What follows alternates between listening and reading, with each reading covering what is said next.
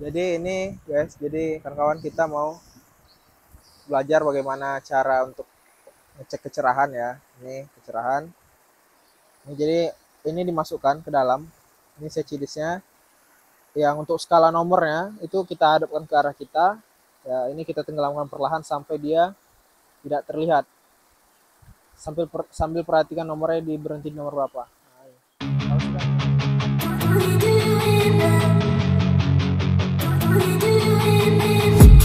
I've been dreaming on in my head like I've seen it. A life worth living is a life with meaning. I'll do what I love till my heart stops beating. I'm feeding this demon. Assalamualaikum warahmatullahi wabarakatuh. Kembali lagi dengan channel saya Aquaculture MSC. Jadi hari ini kita akan bahas tentang bagaimana cara ya mengurangi kecerahan ya. Jadi salah satu subscriber saya bertanya, "Bang, kalau air saya itu terlalu pekat, Bang, bagusnya diapain gitu?" Kalau memang kita mau mengurangi kecerahan ya, Bang, karena terlalu pekat itu kita kurangin itu bagaimana caranya, Bang? Oke, jangan kemana-mana, tonton terus channel ini. Semoga ilmunya bermanfaat. Jangan lupa like, komen, dan subscribe. Oke, kawan-kawan, jadi hari ini kita akan bahas bagaimana cara untuk bagaimana cara untuk mengurangi kecerahan atau bagaimana kita mengontrol kecerahan yang semula dia pekat kita jadikan lebih cerah ya, atau kecerahan lebih tinggi. Karena semakin rendah kecerahan itu semakin kurang bagus ya. Untuk di dosis tinggi itu kecerahannya itu yang bagus itu sekitaran 25 sampai 30 ya, 25 sampai 30 kecerahannya. Kemudian untuk DOC yang sedang itu sekitar 30 sampai 40 kecerahannya. Jadi sebelum cerita tentang kecerahan ya, saya kasih tahu dulu, kecerahan itu ialah jarak yang bisa dimasuki ya, jarak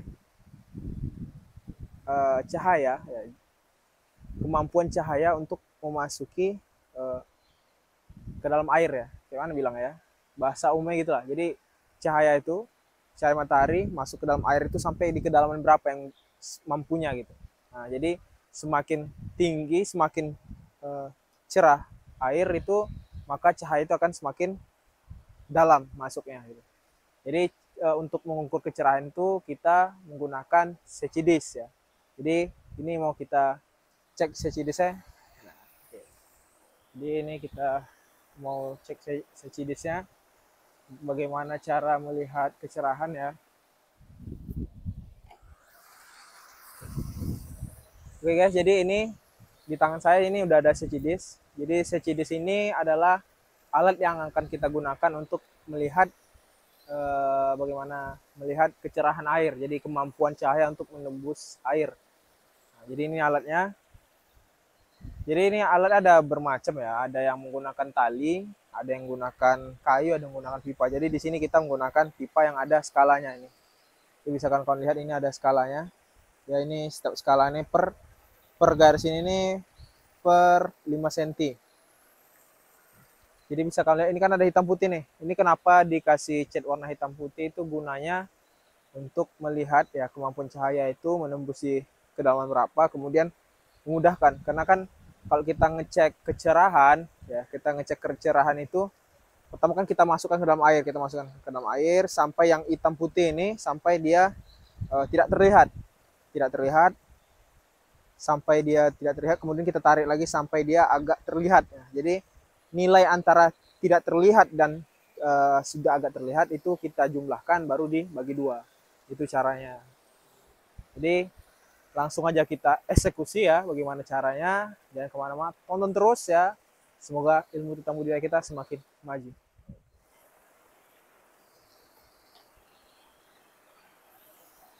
Jadi ini guys, jadi kawan-kawan kita mau belajar bagaimana cara untuk ngecek kecerahan ya. Ini kecerahan. Ini jadi ini dimasukkan ke dalam. Ini secidisnya. Yang untuk skala nomornya itu kita hadapkan ke arah kita. Ya, ini kita tenggelamkan perlahan sampai dia tidak terlihat. sambil perhatikan nomornya di berhenti nomor berapa. Nah, kalau sudah tidak terlihat begini, kita naikkan perlahan sampai dia agak terlihat. Nah, oke, tadi di berapa tadi? Tidak, dia tenggelam di 30. 30 dia sudah tidak terlihat, dan di hampir terlihat dia di 35 gitu. Jadi berarti kita jumlahkan, baru dibagi dua, baru kita dapat nilai dari kecerahan di kolom petak ini gitu.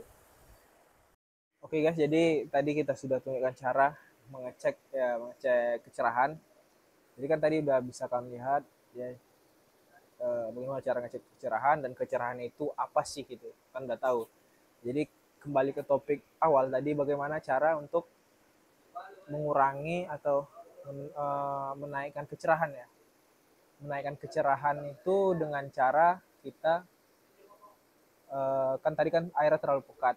Jadi kalau air terlalu pekat itu bisa kita encerkan. Berarti kan kalau air terlalu pekat itu berarti dia ada suspend di dalam air itu terlalu tinggi, sehingga menghambat masuknya matahari ke dalam air ya. Nah, kemudian ada tingginya jumlah plankton di air tersebut, di air kolam tersebut, yang sehingga menghalangi juga kemampuan cahaya itu untuk masuk ke dalam air. Nah, jadi kalau kita sudah tahu penyebabnya, kalau memang penyebabnya suspend bisa kita tanggulangi. Kalau memang penyebabnya plankton harus kita tanggulangi juga. Jadi kalau penanggulangannya melalui dikarenakan suspend, kita bisa suspend dan plankton ini bisa kita melalui dengan cara ganti air gitu. Dengan cara ganti air secara berkala. Jadi untuk penggantian air itu jangan terlalu mentang-mentang kecerahan kita itu rendah ya kan. Contoh kecerahan kita 20.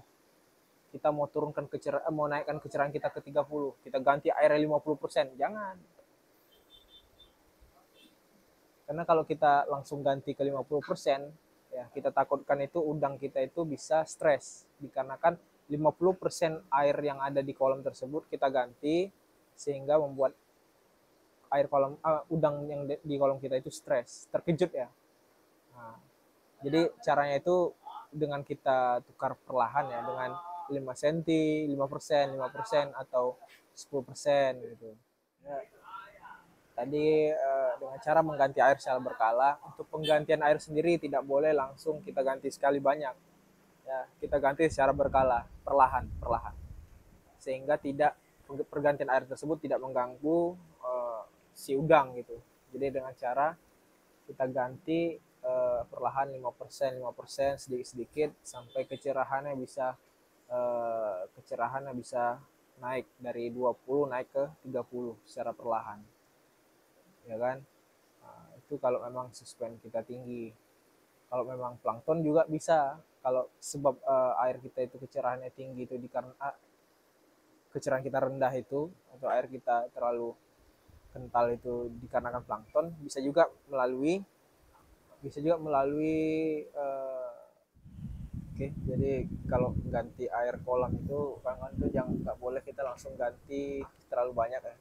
Untuk penggantian air sendiri itu perlahan, bisa dari 5% ya. Itu iyalah dari 5% sampai 10%. Itu untuk DOC pergantian 5 sampai 10% itu untuk DOC pertengahan ya, DOC sedang sekitar DOC 30 sampai DOC 60. Itu bisa lah 5 sampai 10%. Untuk pergantian sekali banyak itu harus DOC tinggi. Untuk DOC rendah itu jangan pernah kawan-kawan coba untuk mengganti air itu terlalu banyak ya. Di atas 10% itu jangan. Karena bisa menyebabkan udang yang kita pelihara itu bisa stres. Ya, setelah stres dia nggak mau makan, pertumbuhan terhambat. Bisa juga karena stres itu udangnya bisa mengalami kematian karena tidak mau makan. Kemudian cara untuk tadi udah kena suspend, kemudian suspend atau partikel yang ada di air itu, kemudian kena plankton. Nah, kemudian untuk plankton sendiri ini ada dua cara. Untuk plankton itu kita bisa menggunakan pergantian air, ya, seperti yang tadi secara perlahan. Kemudian cara kedua itu dengan cara memangkas plankton. Untuk memangkas plankton sendiri sebenarnya tidak saya anjurkan untuk bagi ibaratkan yang baru awal-awal mencoba di udang itu jangan pernah coba untuk memangkas plankton kalau memang tidak diawasi ya. Jadi memangkas plankton ini butuh kehati-hatian, apalagi kita menggunakan obat-obatan ya yang harus kita jaga dosisnya, yang dosisnya harus betul-betul kita pas kan ya. Karena kalau dosisnya berlebih ya atau dosisnya berlebih itu bisa menyebabkan plankton kita itu drop semua. Jadi air kita itu yang dari awal itu kecerahannya 25 sampai 30 bisa drop sampai 70, 60, 70 itu sangat-sangat bahaya. Karena kalau udah kecerahan kita jatuh di situ, ya, plankton kita drop sampai segitu, itu juga bisa membuat udang stres.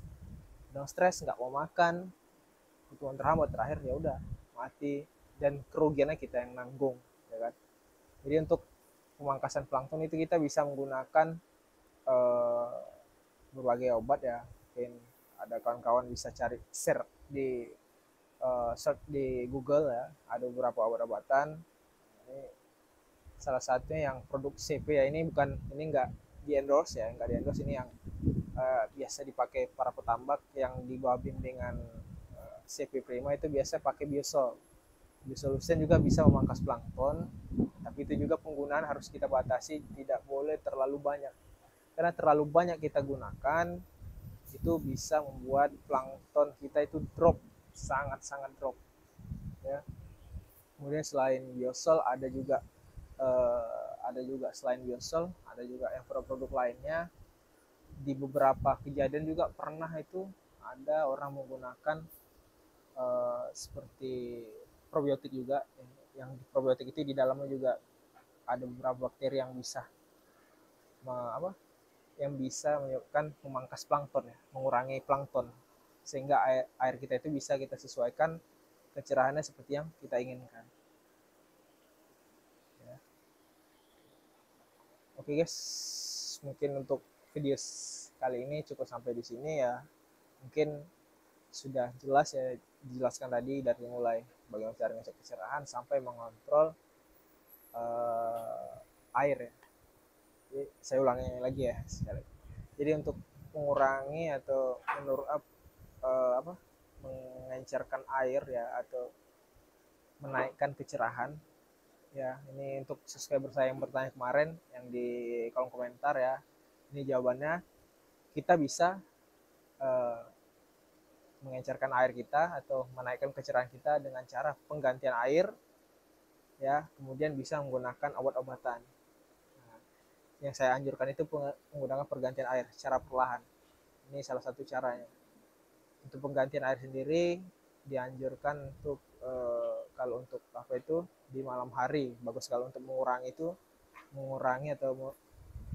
plankton atau mangkus plankton itu di malam hari.